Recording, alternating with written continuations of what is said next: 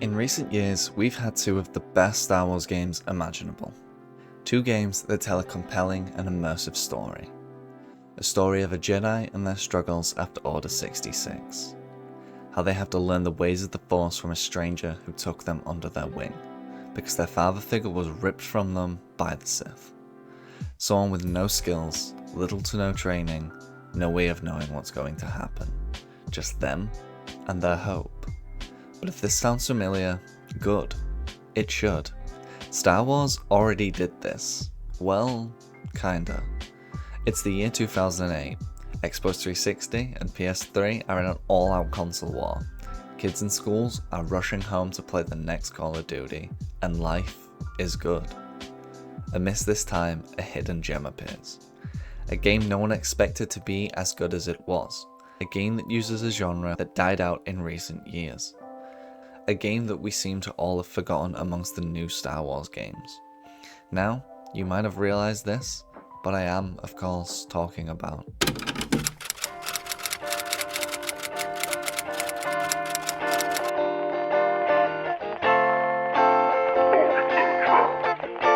While at first glance this seems like a very linear and straightforward story, it's actually rather complex.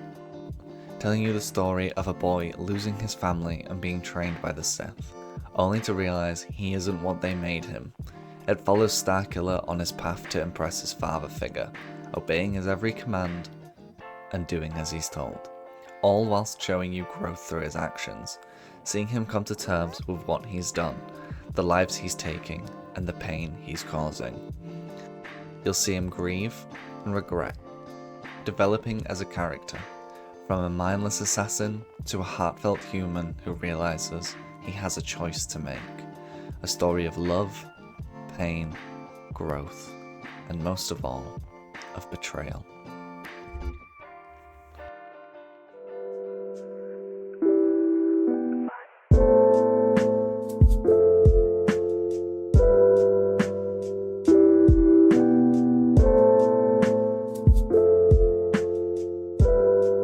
Along the way, you'll meet a variation of characters, ranging from Juno, your pilot and the love interest of this game, some of the best interpretations of creative Jedi I've seen, taking unknown characters and expanding on this world, the world of Star Wars, showing you things we otherwise wouldn't have seen, people whose lives have been broken by Order 66, showing you the aftermath.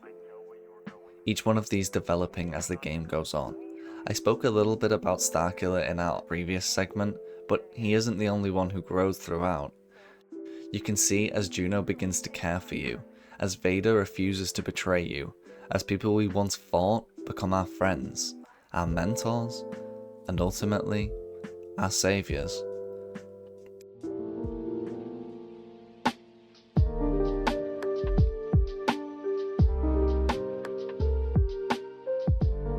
Taking it back to a genre now forgotten, hack and slash. These were once widely popular, trading out strategy for quick combos and fast-paced gameplay, upgrades and abilities developing as you go on, but never faltering and staying true to what it is, managing health and force to allow you to switch up things every fight, using new techniques and finding new combos. Everything you do feels so stylish and quick. Although this can become a little repetitive at times, it was never not fun, and there will always be something so satisfying about beating your way through hordes of enemies.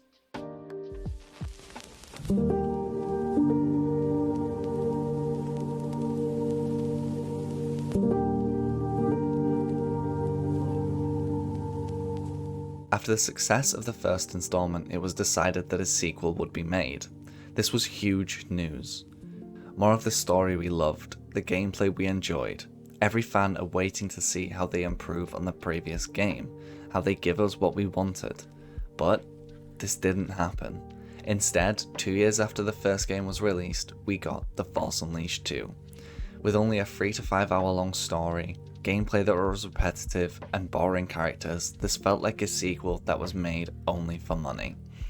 It lacked the passion and creativity the first one had, making it feel like it was a rushed, reskinned version of the first game.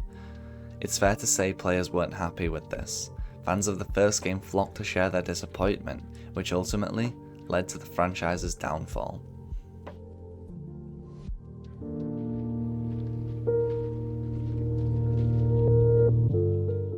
Despite the overall success of the first game, as we've just discussed, the second really let everyone down. Players no longer invested in Starkiller, not caring about where the story would go from here. It's one thing to take leaps in your games, but another to take none at all. In the space of a week, the Force Unleashed games went from a beloved and honoured franchise to a stained memory on the Star Wars name.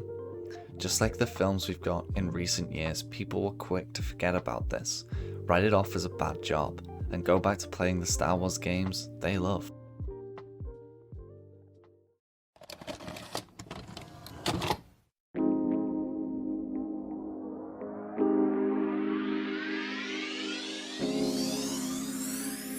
Whilst the first game is still widely loved to this day, it's fair to say we will never see this character again. Wrote out of the canon, Starkiller is a memory we all share, one we can fondly look back on, a simpler time in gaming for us all to remember. Perhaps even a story of how the success of a game doesn't just mean you can pump out mindless dribble. How players aren't just going to lie down and take it. It should be a warning to other companies not to follow suit. Unfortunately, we all know this isn't what happened.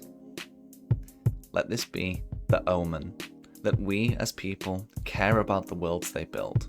We get invested, fall in love, hate, and resonate with the characters they create. That we want more of this. That when they stop caring, so do we.